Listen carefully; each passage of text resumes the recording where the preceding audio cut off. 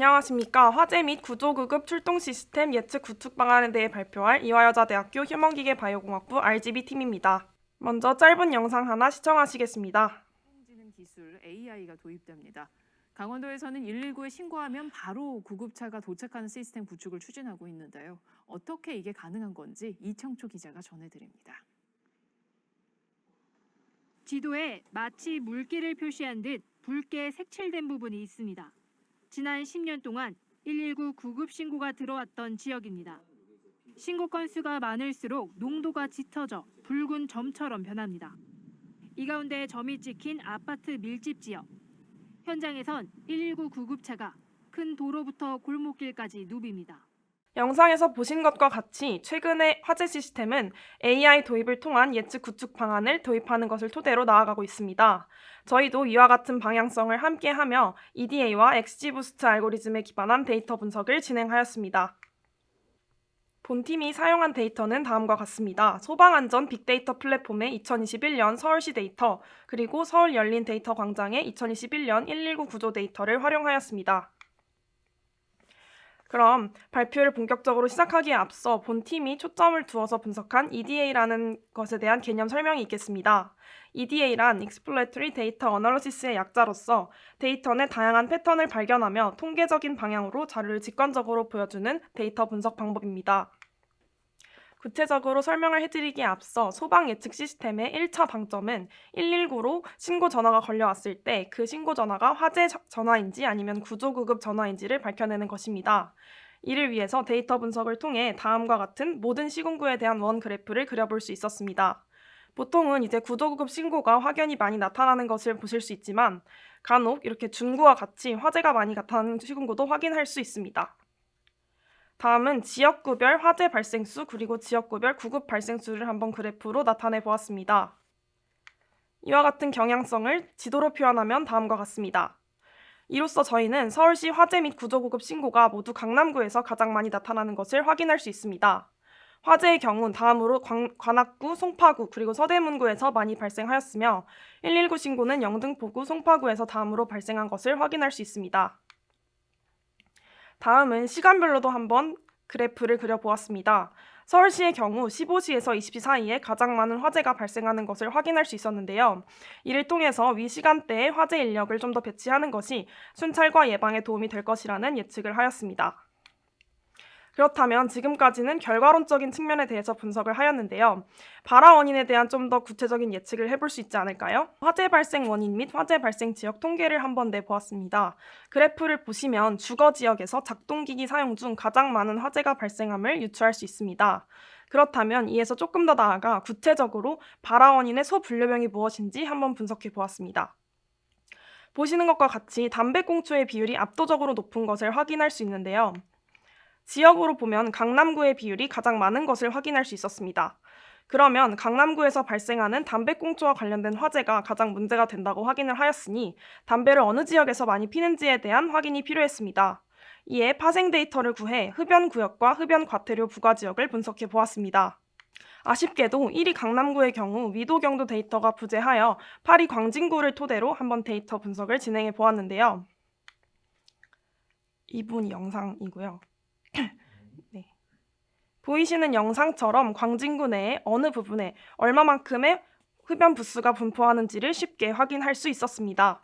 이를 통해서 흡연 화재가 어디서 발생할지에 대한 예측과 예방이 가능할 것으로 보입니다. 이어서 지금까지는 데이터 분석인 EDA에 대해서 설명해 드렸다면 이를 바탕으로 머신러닝 알고리즘인 XGBoost에 대입한 결과를 설명하도록 하겠습니다. 저희가 사용한 알고리즘인 XGBoost는 이전 모델에서 실제값과 예측값의 오차를 보완하는 방식으로 설계된 알고리즘으로 점점 모델을 돌릴수록 정확도가 높아진다는 장점을 가지고 있습니다. 변수 설정은 다음과 같이 진행하였습니다. 사망, 인명, 피해수를 나타낼 수 있는 변수를 Y변수로 놓고 이와 유의미한 상관관계를 보이는 10가지를 X변수로 설정하였습니다. 보시는 것과 같은 모델에 따라 90.8% 정도의 정확도를 낼 수 있었는데요.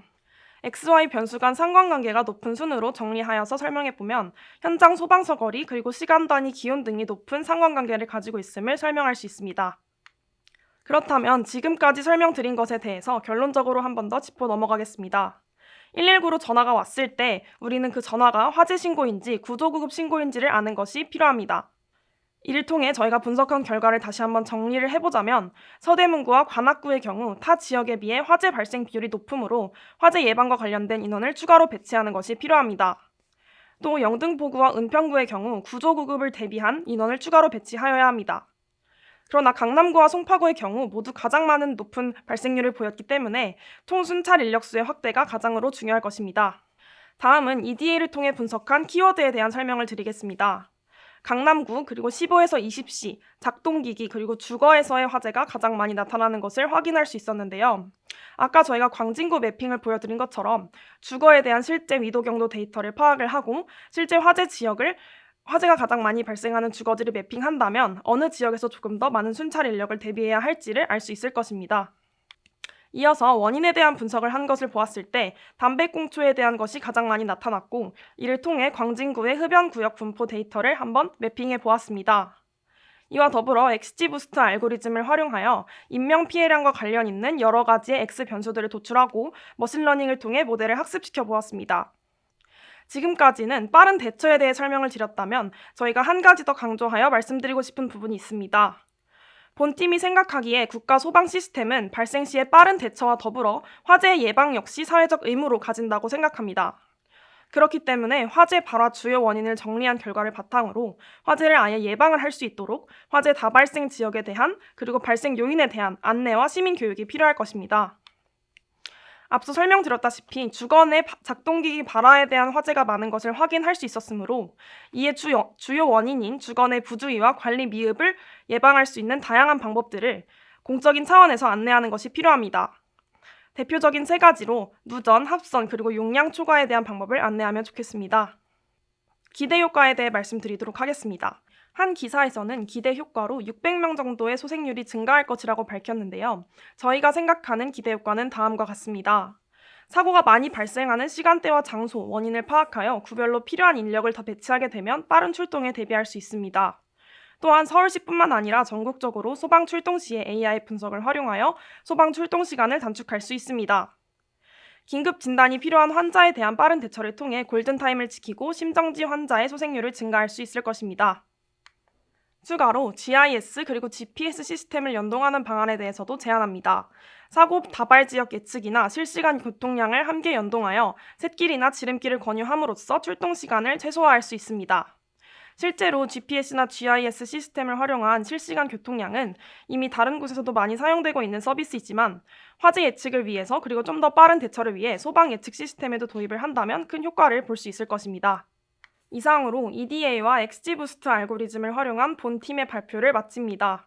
본팀의 분석과 예방책 제시가 한국 소방 시스템에 대응 AI를 구축하는 데 많은 도움이 되기를 바랍니다. 이상으로 발표를 마치겠습니다. 감사합니다.